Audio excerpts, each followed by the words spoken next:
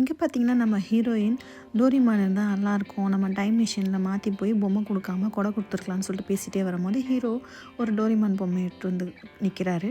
அது ஹீரோயினுக்கு தான் நினைக்கும் போது பார்த்தா அவங்களுக்கு பின்னாடி ஒரு குட்டி குழந்தை இருக்கும். அந்த குழந்தைக்கு எடுத்து போய் கொடுக்குறாரு. அப்புறம் ஹீரோயினுக்கு ஒரு ஃப்ரெண்டு இருப்பாங்க. எது நடந்தாலும் அவங்கக்கிட்ட எல்லாத்தையும் டெய்லி ஃபோன் பண்ணி சொல்லிடுவாங்க. அப்படி தான் இந்த விஷயத்தையும் அவங்க சொல்லிகிட்டு இருக்காங்க. எப்போவுமே ஹீரோ வந்து ஹீரோயின் வீட்டு வழியாக தான் ஸ்கூல் போவார். இதை பார்த்தா ஹீரோயின் அவரை ஃபாலோ பண்ணிகிட்டே ஸ்கூல் வரைக்கும் போகிறாங்க. அப்புறம் ஹீரோயினோட கிளாஸ்மேட் ஒருத்தவங்க அங்கே வந்து ஹீரோ கிட்ட நல்லா பேசுகிறத பார்த்துட்டு ஹீரோயினுக்கு ரொம்ப பொறாம வந்துடும், சோகமாகிடுவாங்க.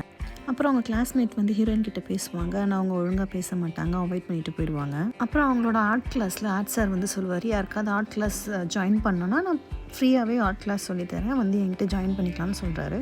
நம்ம செகண்ட் ஹீரோக்கு ஒரு ஃபேன் கிளப் இருக்கும். ஹீரோயின் இங்கே வந்த புதுசுல இவரோட ஹீரோட பேர் மாற்றி நினச்சிருப்பாங்கல்ல, அதனால் அவரோட ஃபேன் கிளப்பில் ஜாயின் பண்ணியிருப்பாங்க. நீ வந்து எனக்கு எல்லா ஹோம்ஒர்க்கும் செஞ்சுட்டுன்னு தரணும், இல்லைனா எல்லார்ட்டையும் சொல்லிடுவேன் நீ ஃபேன் கிளப்பில் இருக்குன்னு சொல்லிட்டு மிரட்டுறாரு.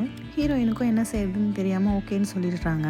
ஹீரோயின் வீட்டுக்கு வந்து அவங்க ஃப்ரெண்டுக்கிட்ட பழையபடி எல்லாத்தையும் அப்டேட் பண்ணுறாங்க. அப்போ ஹீரோவை பற்றியும் அவங்க ஃப்ரெண்டு கிளாஸ்மேட்டை பற்றியும் சொல்கிறாங்க. அப்போ ஹீரோயினோட ஃப்ரெண்டு நீ நல்லா படிக்கணும், அப்போ தான் ஹீரோ உங்ககிட்ட பேசுவாருன்னு சொல்லிட்டு சொல்கிறாங்க. இதை கேட்டுக்கிட்டு அவங்களும் சரின்னு சொல்லிட்டு நிறைய புக்ஸ் எல்லாம் வாங்கி படிக்கிறாங்க. நைட்டெல்லாம் மூச்சிருந்து படிக்கிறாங்க. மறுநாள் அவங்க கிளாஸில் அப்படியே கொட்டாய் விட்டுட்டே உட்காந்துருப்பாங்க. நைட்டெல்லாம் படித்தாங்க இல்லையா, அதனால். இதை பார்த்தா சார் வந்து போர்டில் இந்த சம எழுதுமா அப்படின்னு சொல்லிட்டு கூப்பிடுவாங்க. இவங்க பார்த்தா நேற்று படிச்சிருப்பாங்க, ஆனால் அவங்களுக்கு எதுவுமே ஞாபகத்தில் இருக்காது அப்படின்னு யோசிச்சுட்டு இருப்பாங்க. அப்போ நம்ம செகண்ட் ஹீரோ வந்து டக்குன்னு கடகடன்னு எல்லாத்தையும் எழுதிடுவார் போர்டில். இதை அவங்க ஆச்சரியமாக பார்ப்பாங்க. செகண்ட் ஹீரோ அதுக்கப்புறம் அவங்கள பார்த்து உன்ன மாதிரி முட்டாளுக்கெல்லாம் இது புரியாதுன்னு சொல்லும் போது ஹீரோயின் ரொம்ப ஹர்ட் ஆகிடுவாங்க. எக்ஸாமோட ரிசல்ட் வந்திருக்கும், ஹீரோயின் லாஸ்ட் மார்க்கில் இருப்பாங்க, ஆனால் நம்ம ஹீரோ தான் ஃபஸ்ட்டில் இருப்பாங்க. இதை பார்த்துட்டு ஹீரோயின் அப்படியே சோகமாக போயிட்டு இருப்பாங்க.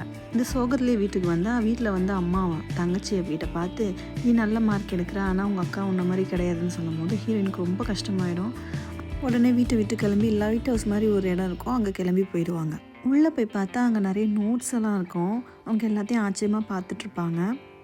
அவங்க நோட்ஸ் எல்லாம் மழையில் நனைஞ்சிருக்கும், அதை எடுத்து அரேஞ்ச் பண்ணிகிட்ருப்பாங்க. அப்போது ஒரு பேப்பர் பறந்து வெளியே போயிடும். அந்த நேரத்தில் நம்ம ஹீரோவும் அங்கே வந்து சேர்ந்துருவார்.